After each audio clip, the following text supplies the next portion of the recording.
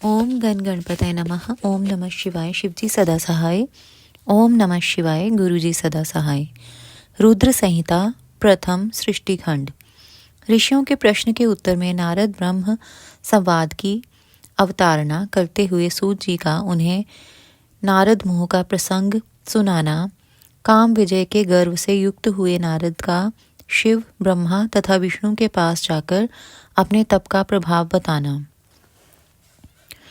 जो विश्व की उत्पत्ति, स्थिति और लय आदि के एकमात्र कारण हैं। गौरी गिरिराज कुमारी उनके उमा के पति हैं, तत्वज्ञ हैं, जिनकी कीर्ति का कहीं अंत नहीं है, जो माया के आश्रय होकर भी उससे अत्यंत दूर हैं तथा जिनका स्वरूप अचिंत्य है।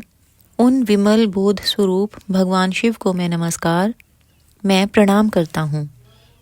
मैं स्वभाव से ही उन अनादि शांत स्वरूप एकमात्र पुरुषोत्तम शिव की वंदना करता हूँ, जो अपनी माया से इस संपूर्ण विश्व की सृष्टि करके आकाश की भांति इसके भीतर और बाहर भी स्थित हैं।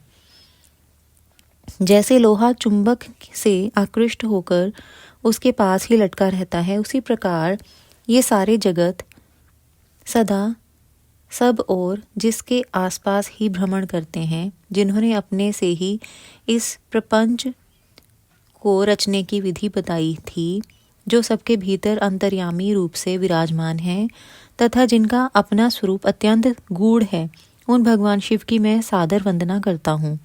व्यास जी कहते हैं, जगत के पिता भगवान शिव, जगन माता कल्याणमयी पार्वती तथा उनके पुत्र गणेश जी को नमस्कार करके हम इस पुराण का वर्णन करते हैं। एक समय की बात है, नैमिषारण्य में निवास करने वाले शौनक आदि सभी मुनियों ने उत्तम भक्ति भाव के साथ सूत जी से पूछा। ऋषि बोले, महाभाग सूत जी, विद्वेश्वर संहिता की जो साध्य साधन खंड नाम वाली शुभ एवं उत्तम कथा है, उसे हम लोगों ने सुन लिया। उसका आदि भाग बहुत ही रमणीय है तथा वह शिव भक्तों पर भगवान शिव का वात्सल्य स्नेह प्रकट करने वाली है। विद्वान, अब आप भगवान शिव के परम उत्तम स्वरूप का वर्णन कीजिए, साथ ही शिव और पार्वती के दिव्य चरित्रों का पूर्ण रूप से श्रवण कराइए। हम पूछते हैं, निर्गुण महेश्वर लोक में सगुण रूप कैसे धारण करते हैं? हम सब लोग विचार करने पर भी शिव के तत्व को नहीं समझ पाते। सृष्टि के पहले भगवान शिव किस प्रकार अपने स्वरूप से स्थित होते हैं, फिर सृष्टि के मध्य काल में वे भगवान किस तरह क्रीड़ा करते हुए सम्यक व्यवहार बर्ताव करते हैं, और सृष्टि कल्प का अंत होने पर वे महेश्वर देव किस रूप में स्थित रहते हैं। लोक कल्याणकारी शंकर कैसे प्रसन्न होते हैं और प्रसन्न हुए महेश्वर अपने भक्तों तथा दूसरों को कौन सा उत्तम फल प्रदान करते हैं, यह सब हमसे कहिए। हमने सुना है कि भगवान शिव शीघ्र प्रसन्न हो जाते हैं। वे महान दयालु हैं, इसलिए अपने भक्तों का कष्ट नहीं देख सकते। ब्रह्मा, विष्णु और महेश ये तीनों देवता शिव के ही अंग से उत्पन्न हुए हैं। उनके प्राकट्य की कथा तथा उनके विशेष चरित्रों का वर्णन कीजिए। प्रभो, आप उमा के आविर्भाव और विवाह की भी कथा कहिए, विशेषतः उनके गृहस्थ धर्म का और अन्य लीलाओं का भी वर्णन कीजिए। निष्पाप सूत जी, हमारे प्रश्न के उत्तर में आपको ये सब तथा दूसरी बातें भी अवश्य कहनी चाहिए। सूत जी ने कहा, मुनीश्वरों, आप लोगों ने बड़ी उत्तम बात पूछी है। भगवान सदाशिव की कथा में आप लोगों की जो आंतरिक निष्ठा हुई है, इसके लिए आप धन्यवाद के पात्र हैं। ब्राह्मणों, भगवान शंकर का गुणानुवाद सात्विक, राजस और तामस तीनों ही प्रकृति के मनुष्यों को सदा आनंद प्रदान करने वाला है।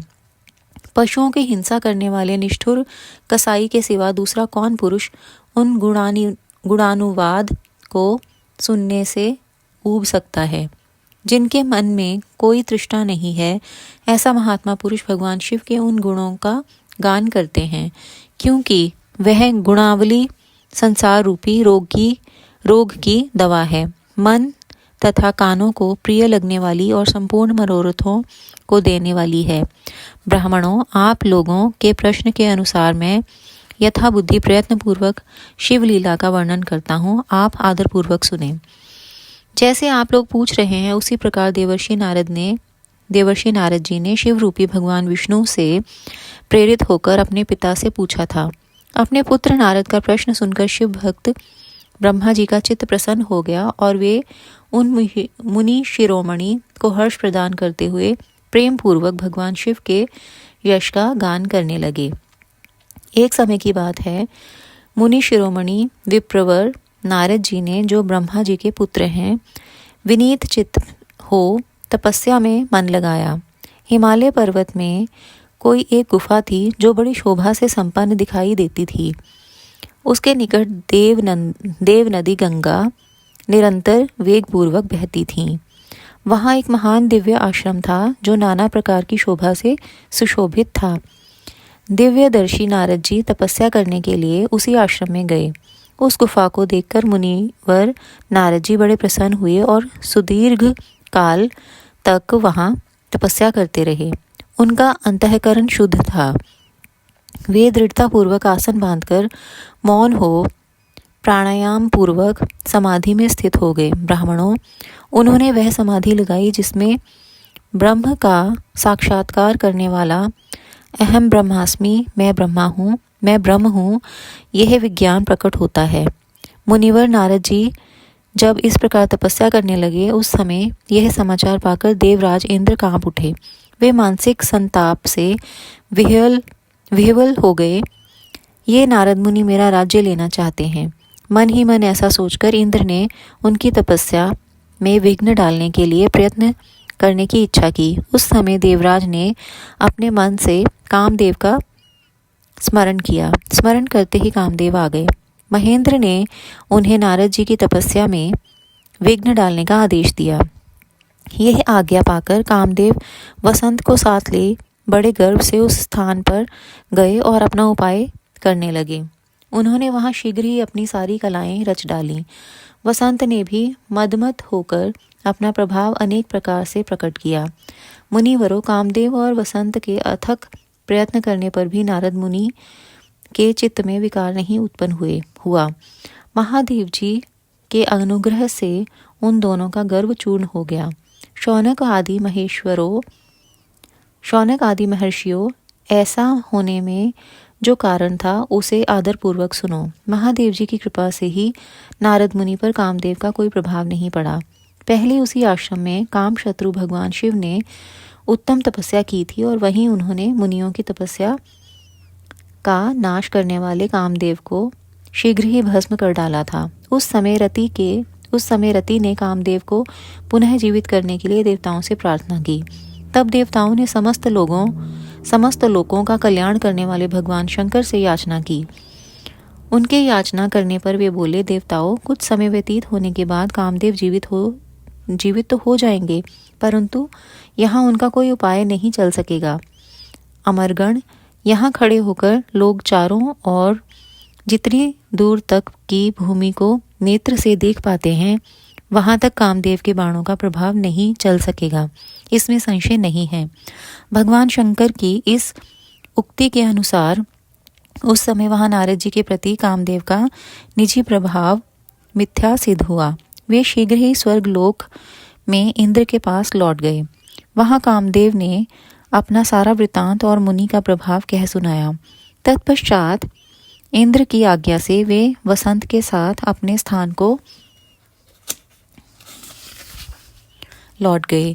उस समय देवराज इंद्र को बड़ा विस्मय हुआ। उन्होंने नारद जी की भूरी भूरी प्रशंसा की, परंतु शिव की माया से मोहित होने के कारण वे उस पूर्व वृत्तांत को स्मरण ना कर सके। वास्तव में इस संसार के भीतर सभी प्राणियों के लिए शंभु की माया को जानना अत्यंत कठिन है। जिसने भगवान शिव के चरणों में अपने आप को समर्पित कर दिया है, उस भक्त को छोड़कर शेष सारा जगत उनकी माया से मोहित हो जाता है।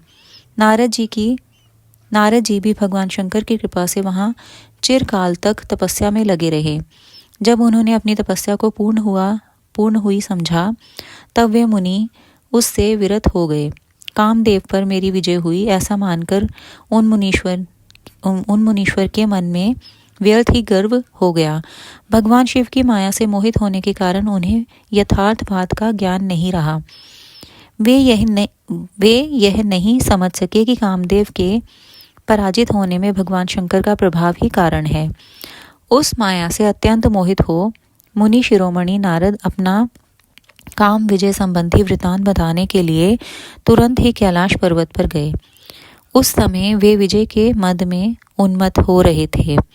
वहां रुद्रदेव को नमस्कार करके गर्व से भरे हुए मुनि ने अपने आप को महात्मा मानकर तथा अपने ही प्रभाव से कामदेव पर अपनी विजय हुई समझकर उनसे सारा वृतांत कह सुनाया।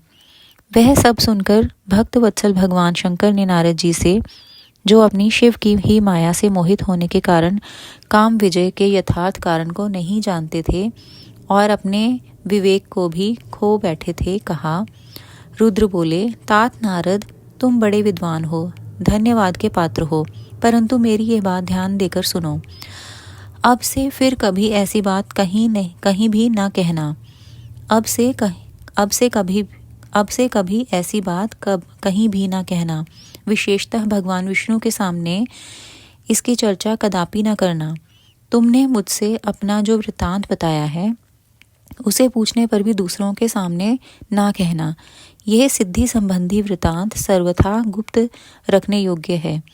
इसे कभी किसी पर प्रकट नहीं करना चाहिए। तुम मुझे विशेष प्रिय हो, इसीलिए अधिक जोर देकर मैं तुम्हें यह शिक्षा देता हूँ और इसे ना कहने की आज्ञा देता हूँ, क्योंकि तुम भगवान विष्णु के भक्त हो और उनके भक्त होते हुए भी मेरे अत्यंत अनुगामी हो।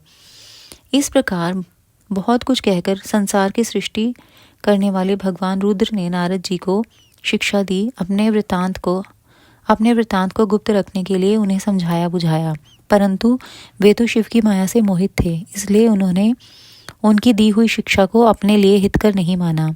तदनंतर मुनि शिरोमणि नारद ब्रह्मलोक में गए। वहां ब्रह्मा जी को नमस्कार करके उन्होंने कहा, पिताजी, मैंने अपने तपोबल से कामदेव को जीत लिया है। उनकी यह बात सुनकर ब्रह्मा जी ने भगवान शिव के चरणार विंदों का चिंतन किया और सारा कारण जानकर अपने पुत्र को यह सब कहने से मना किया, परंतु नारद जी शिव की माया से मोहित थे, अतएव उनके चित्त में मद का अंकुर जम गया था, उनकी बुद्धि मारी गई थी। इसलिए नारद जी अपना सारा वृतांत भगवान विष्णु के सामने कहने के लिए वहां से शीघ्र ही विष्णु लोक में गए। नारद मुनि को आते देख भगवान विष्णु बड़े आदर से उठे और शीघ्र ही आगे बढ़कर उन्होंने मुनि को हृदय से लगा लिया। मुनि के आगमन का क्या हेतु है, इसका उन्हें पहले से ही पता था।